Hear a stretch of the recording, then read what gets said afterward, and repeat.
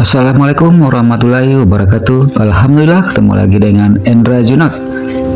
Harapan dan doa saya yang subscribe semoga masuk surga, hidup berkah, sukses dan bahagia dunia akhirat. Amin ya rabbal alamin. Inilah godaan setan di waktu sakaratul maut.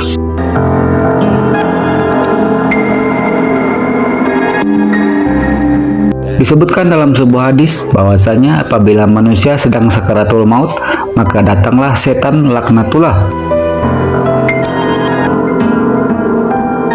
Kemudian duduk di sisi kepala seorang hamba, lalu setan itu berkata, "Tinggalkan agama ini, Islam. Katakan bahwa Tuhan itu ada dua, sehingga kamu akan selamat dari kepedihan sakaratul maut." Apabila telah terjadi peristiwa demikian, maka itu adalah bahaya yang sangat mengerikan dan ketakutan yang besar. Oleh sebab itu, tetapkanlah dirimu agar selalu menangis dan merendahkan diri, serta menghidupkan waktu malam dengan memperbanyak ruku dan sujud, sehingga kamu dapat selamat dari siksaan yang sangat pedih dari Allah Subhanahu wa Ta'ala.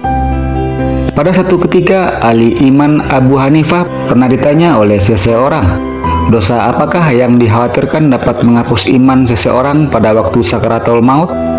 Beliau menjawab, meninggalkan syukur atas keimanan, meninggalkan rasa takut apabila mati tidak beriman, dan menganiaya sesama makhluk. Maka barang siapa yang barang hatinya terdapat tiga hal di atas, maka kebanyakan ia akan keluar dari dunia dalam keadaan kafir, kecuali orang-orang yang mendapat keberuntungan. Telah dikatakan dalam sebuah riwayat bahwasanya siksaan yang sangat pedih bagi mayit ketika sedang sakaratul maut adalah merasakan dahaga dan terbakarnya hati.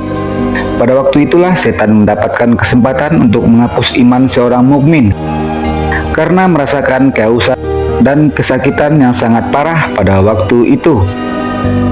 Setan datang di sisi kepala seorang mukmin dengan membawa semangkuk air yang kental. Kemudian setan menggerak-gerakkan mangkuk tersebut sehingga seorang mukmin tersebut berkata, "Berikan aku air." Pada saat itulah seorang mukmin tidak mengetahui sesungguhnya yang membawa semangkuk air tersebut adalah setan. Lalu setan berkata, "Katakanlah bahwa dunia ini tidak ada yang menciptakan sehingga aku memberikan air ini kepadamu. Jika hamba tersebut termasuk golongan orang-orang yang beruntung, maka tidaklah ia menjawabnya." Kemudian setan datang lagi ke arah kedua kakinya dan menggerak-gerakkan mangkuk tersebut kepadanya. Maka seorang mukmin berkata, "Berikanlah aku air." Lalu setan berkata, "Katakanlah bahwa Rasulullah Shallallahu Alaihi Wasallam itu adalah seorang pendusta, sehingga air ini aku berikan kepadamu." Jika hamba tersebut termasuk orang-orang yang celaka, maka menjawablah ia sebagaimana perkataan setan tersebut. Karena sesungguhnya orang-orang itu tidak sabar atas kehausan yang sangat, maka ia akan keluar dari dunia ini dalam keadaan kafir. Dan sebaliknya, jika hamba tersebut termasuk golongan orang-orang yang beruntung, maka ia akan menolak perkataan setan itu dan berpikir siapakah yang berada di hadapannya. Dengan demikian, patutlah kita memohon perlindungan kepada Allah Subhanahu wa Ta'ala. Ada sebuah cerita, sesungguhnya Abu Zakaria adalah seorang yang zuhud. Ketika mendekati ajalnya, datanglah seorang temannya. Pada waktu itu, Abu Zakaria dalam keadaan sakaratul maut. Kemudian temannya itu mengajarkan di telinganya kalimat thayyibah, yaitu, "Tiada Tuhan selain Allah dan Nabi Muhammad adalah utusan Allah." Akan tetapi, Abu Zakaria memalingkan wajahnya dari temannya dan ia tidak mengucapkan kalimat itu sedikit pun. Lalu temannya mengulanginya lagi untuk kedua kalinya. Akan tetapi Abu Zakaria tetap memalingkan wajahnya dari temannya. Kemudian temannya mengulanginya lagi untuk ketiga kalinya. Maka Abu Zakaria berteriak dan berkata, "Aku tidak akan mengucapkannya." Akhirnya Abu Zakaria menceritakan keadaan sebenarnya yang telah dialaminya. Ia berkata, "Telah datang kepadaku iblis dengan membawa semangkuk air. Lalu ia berdiri di sisi kananku dan menggerak-gerakkan mangkuk yang berisi air tersebut seraya berkata kepadaku, 'Tidaklah kamu membutuhkan air? Katakanlah bahwa Isa itu adalah anak Allah.' Maka aku berpaling darinya. Kemudian iblis itu datang lagi di sebelah kakiku dengan mengucapkan sebagaimana tadi. Lalu yang ketiga kalinya ia berkata, "Katakanlah bahwa Allah itu tidak ada." Maka aku menjawab, "Aku tidak akan mengucapkannya."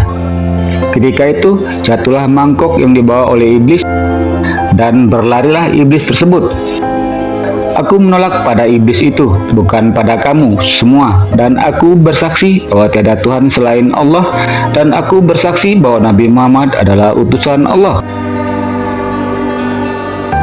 Mansur Ibnu Ammar berkata, apabila telah datang ajal seorang hamba, maka terbagilah keadaan hamba tersebut menjadi 5 bagian. Yang pertama, harta untuk ahli warisnya. Yang kedua, ruh untuk malaikat Israel. Yang ketiga, daging untuk cacing tanah. Yang keempat, tulang belulang untuk tanah. Yang kelima, kebaikan-kebaikan dunia dan musuh-musuhnya, dan setan untuk menghapus imannya. Dari Mansur Ibnu Ammar menambahkan lagi, apabila ahli waris membawa harta itu adalah sudah menjadi haknya, kalau malaikat Israel mencabut ruhnya adalah sudah menjadi haknya. Kalau cacing tanah memakan dagingnya, itu adalah sudah menjadi haknya. Kalau musuh-musuhnya pergi membawa kebaikannya, itu adalah sudah menjadi haknya. Akan tetapi, sangatlah disesatkan apabila setan itu pergi membawa iman seseorang ketika mati. Karena pisahnya iman adalah merupakan pisahnya seorang hamba dari agamanya. Padahal pisahnya ruh seorang hamba dari jasadnya bukanlah perpisahan dengan Tuhannya, dan berpisahnya ruh itu tidak seorang pun yang dapat mengetahui setelah pisahnya itu, dan sangatlah merugi seorang hamba bila berpisah dengan Tuhannya. Ketika sakaratul maut, hendaknya memperkuat iman dan mensucikan hati.